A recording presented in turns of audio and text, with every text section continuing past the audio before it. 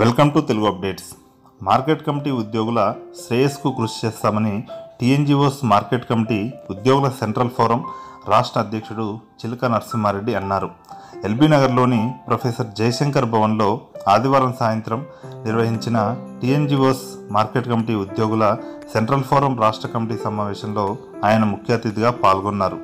Market committee ఉద్యోగులకు 010 మధ్య నుంచి జీతము, హెల్త్ కార్డులు, ప్రీ ఆడిట్ ఎత్తివేయ విషయమై కృషి చేస్తామన్నారు.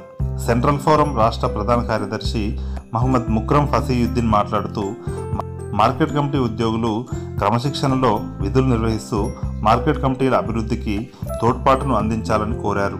ప్రస్తుతం ఉద్యోగ నియామకం నుంచి పదవీ విరమణ వరకు వారు విధులు నిర్వహించే అన్ని మార్కెట్ కమిటీల నుంచి నో డ్యూస్ వివరాలు, క్రమశిక్షణకు సంబంధించిన వివరాలు తీసుకొని పెన్షన్ మంజూరు చేయడం ద్వారా అనేక ఇబ్బందులు ఎదుర్కొంటున్నామని, తక్షణమే పాత పద్ధతిని అమలు చేయాలంటూ సమావేశం ముక్తకంఠంతో తీర్మానించింది.